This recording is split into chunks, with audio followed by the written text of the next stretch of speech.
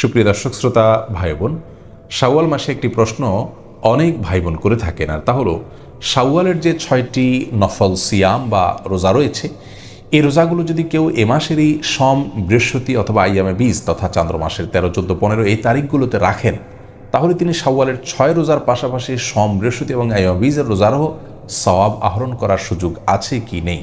অর্থাৎ রোজা হবে একটি, কিন্তু নিয়ত হবে দুটি। এক ইবাদতের মধ্যে দুটি নিয়ত করার বা দুটি আমলের সওয়াব লাভ করার সুযোগ আছে কি নেই।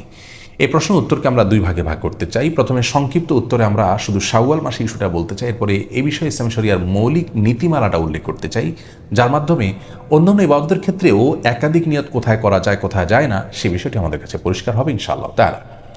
শাওয়াল মাসের 6টি রোজা যদি আমরা এ মাসেরই সোম, বৃহস্পতিবার কিংবা আইয়ামে বীজের যে দিনগুলো আছে সেই দিনগুলোতে আমরা রাখি এবং একাধিক নিয়ত করি, তাহলে একই সঙ্গে আমরা একাধিক ইবাদতের একাধিক রোজা রাখার সওয়াব লাভ করতে পারি ইনশাআল্লাহ তাআলা। অর্থাৎ কথার কথা, সোমবারে আপনি রোজা রাখলেন শাওয়াল মাসের, এবং সেই সাথে এটাকে সোমবারের রোজা রাখার নিয়তের পাশাপাশি শাওয়ালের 6 রোজার একটা আপনি নিয়ত করলেন, তাহলে শাওয়ালের 6 রোজার একটা হিসাবেও কাউন্ট হবে, আবার সোমবার রোজা রাখার সওয়াব আপনি লাভ করবেন। দুটি সওয়াব আমরা লাভ করতে পারছি একটি ইবাদতের মাধ্যমে। এই সুযোগটি আমাদের হাতছাড়া বোধহয় করা উচিত নয়। আর কেউ যদি সোম, বৃহস্পতিবার রোজাগুলো রাখেন যথারীতি এবং বীজের রোজাগুলো রাখেন, সেই সাথে শাওয়ালের 6 রোজা আলাদা দিনগুলোতে রাখেন, তারটা তো সবচাইতে উত্তম হবে এবং তার সওয়াব যে বেশি হবে সেটা তো বলাই বাহুল্য।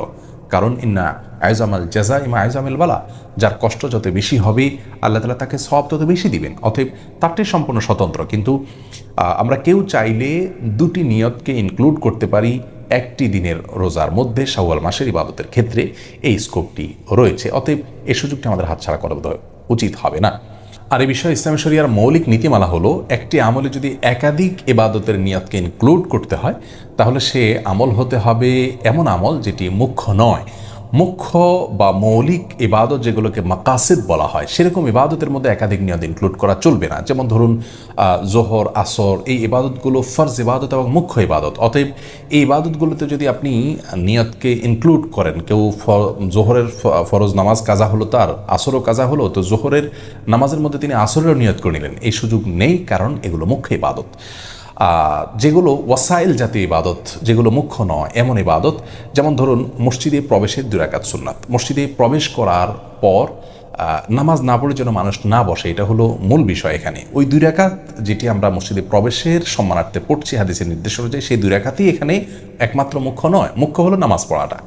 তো এই ইবাদতটি এমন ইবাদত যেটি মুখ্য নয়, ওয়াসাইল জাতীয় ইবাদত, এটাকে কন্ডিশন বা শর্ত জাতীয় ইবাদত আমরা বলতে পারি। তো এইরকম ইবাদতের মধ্যে ইনক্লুড চলে। অর্থাৎ ফজরের নামাজে আপনি মসজিদে প্রবেশ করলেন, করে ফজরের 2 রাকাত সুন্নাত পড়লেন, সেই সুন্নতের মধ্যে আপনি যদি তাহিয়াতুল মসজিদেরও নিয়ত করেন, তাহলে সেটার সুযোগ আছে। অর্থাৎ এখানে 2টা ইবাদতের নিয়তকে আপনি ইনক্লুড করতে পারবেন। তার কারণ হলো, একটি ইবাদত এখানে আমরা দেখতে পাচ্ছি এটা মুখ্য নয় এমন ইবাদত। তাহলে যে ইবাদতগুলো মুখ্য, 2টি ইবাদতই মুখ্য, সেখানে এরকম ইনক্লুড করে নিয়ত করা যাবে না। আবার নফল যদি হয়, তাহলে সব নফলের ক্ষেত্রে আবার 2 নফলকে একসাথে নিয়ত করার কোনো সুযোগ নাই, মুখ্য নয় এমন জায়গায় ইনক্লুড করা চলবে।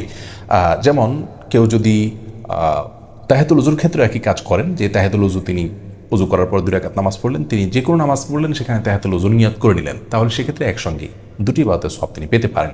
জুমার দিনে গোসলের ক্ষেত্রেও একই কথা প্রযোজ্য। অর্থাৎ জুমার দিনে যদি কেউ ফরজ গোসল করেন এবং জুমার দিনের যে সুন্নাত গোসল রয়েছে সেটারও নিয়ত করেন, তাহলে সেটি আদায় হয়ে যাবে। কারণ জুমার দিনে গোসল করাটা হলো মূল বিষয়। জুমার দিন উপলক্ষে আলাদা কোনো গোসল করতে হবে ফরজ গোসল করার পরে, সেটা মুখ্য নয়, গোসল হয়ে গেছে সেটাই হলো মূল বিষয়।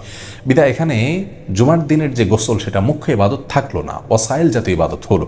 অতএব এখানে ইনক্লুড করা চলবে, এক গোসলে 2টি আমাদের ইবাদত হতে পারে, 2টি আমল হতে পারে, ফরজ গোসলও হতে পারে, আবার সুন্নাত গোসলও আদায় হতে পারে।